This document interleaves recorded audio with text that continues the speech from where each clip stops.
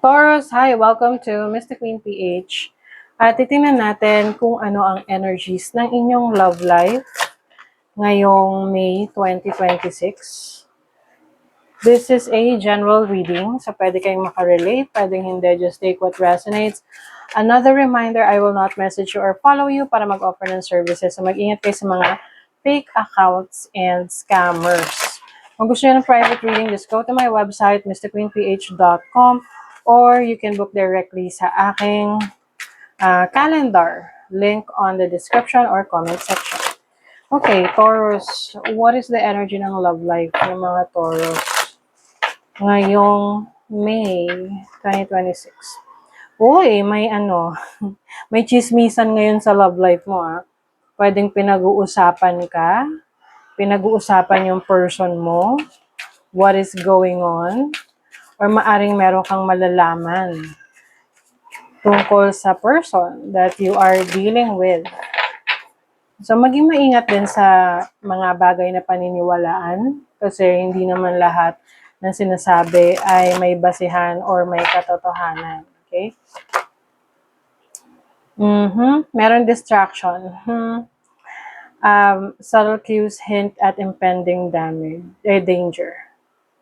Okay. So, maaring yung iba sa inyo, Taurus, pwedeng merong person sa buhay mo, kaibigan, kapamilya, na binibigyan ka ng message or parang binibigyan ka ng advice about the person that you're dealing with kasi pwedeng hindi mo nakikita yung red flags. Tapos sila yung nakakita ng red flags na yon sa person that you're dealing with. Oo. Ayan may doubts. Merong doubts about a situation. Na maaring the person that you're dealing with is nakakaramdam yung ibang tao sa paligid mo na there is something that you need to know more about the person that you are dealing with, especially kung hindi mo pa siya ganun kakakilala, diba? Or maaring masyado mo nang kilala na akala mo hindi siya magbabago, parang ganon. You have the Judgment card, so this is rebirth and change. Pwede rin ikaw to na nagbabago yung pagtingin mo sa person that you're dealing with.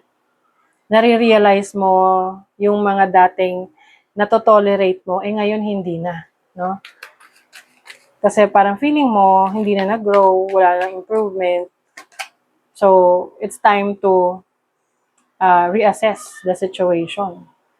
Ten of Swords, the final chapter. Yung iba sa inyo, maaring papunta kayo dun sa pagdedesisyon kung tatapusin nyo yung relationship na to.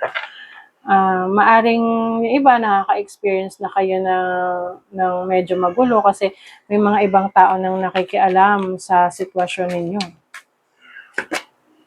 The Lovers.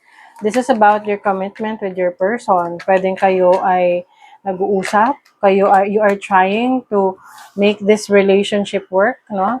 With the King of Swords, maari ring hindi totally nagiging open ang isa sa inyo sa connection na to, na tipong parang meron kayong pwedeng itinatago or nag-hold back pagdating sa plano ninyo sa relationship. You have the Queen of Cups and then the Magician. Maari kasing dito sa connection na to, merong emotional manipulator. So, para siyang sometimes, alam mo yung energy ng pa-victim na parang siya yung laging naaapi, ganyan. But actually, yun yung way niya para mag-gaslight yung other person. But actually, siya yung may reason kung bakit nagkakaproblema yung relationship. Now, you have the Page of Wands and the Two of Coins. I think kasi yung iba sa inyo, meron kayong ibang pinagbibigyan or pinagtutuunan rin ng pansin. Like, ibang priorities. Na pwedeng the person that you're dealing with is feeling niya, hindi mo nabibigyan ng focus, ng attention, yung relationship ninyo because of your other opportunities. So parang, or priorities, parang merong competition sa, let's say, sa work mo, sa career mo, and that may arise, kumbaga parang pwedeng maging reason ng insecurities sa relationship. So, pwedeng reversal yung role ha. Pwedeng yung person mo, mas nakakapag-focus siya ngayon sa ibang bagay, like example, career, business, trabaho niya, instead of you, na parang mas nasiset aside ka. So, that's why nakikita ng iba na parang hindi ka binavalue, and sometimes they talk about you na bakit you are willing or okay lang sa'yo na nasa ganun kang relationship, na hindi ka masyadong nabibigyan ng attention and focus. But I think for you, ang importante is you see the potential of this relationship. Okay? Some of you, pwedeng itong relationship na to is papunta na kasi kayo doon sa very serious commitment na tipong matagal na yung relationship ninyo, or you're getting engaged, na pag-uusapan ng marriage or future plans, like kahit na halimbawa mag-asawa na kayo pero future plans nyo is to, buy a property elsewhere.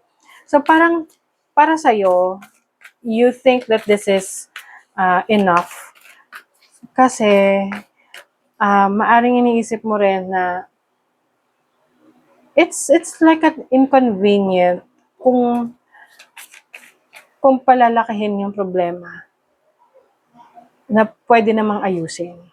Okay? So marami kasing, pwedeng yung iba sa inyo, marami nakikialam sa relationship ninyo. Love is all around you. There is love everywhere all the time. Simply acknowledge this as truth. Yung iba sa inyo, yung mga nakikialam, this is their way to protect you. Pwede kasing akala nila, sa point of view nila, pinoprotectionan ka lang from this relationship na maaring maging problema mo in the future. Spend quality time together, listen and talk to each other. So, it is important talaga na you spend time with your person, na hindi lang yung magkasama kayo, di ba? Kasi yung iba, magkasama nga sila, pero nakatutok naman sila sa cellphone the whole time. So, it's like, the presence. Yung mismong presence ninyo sa isa't isa, yung connection ninyo, yung meaningful conversations, yun yung sasalba sa relationship ninyo. You spending your time with your person. Back to what you love, reevaluate your desires. So when it comes to relationship, i-reassess mo, i-reevaluate mo, ano ba yung gusto mo sa isang tao? Ano ba yung gusto mo sa isang relasyon, sa kapartner sa buhay? And maaring ito ay sasabihin mo sa partner mo, and you will discuss about it, para at least kung merong kailangan baguhin or adjustments na gawin, magagawa ninyo para sa ikakaayos ng relationship. Okay? So that is your reading, Taurus. Thank you so much. See you again.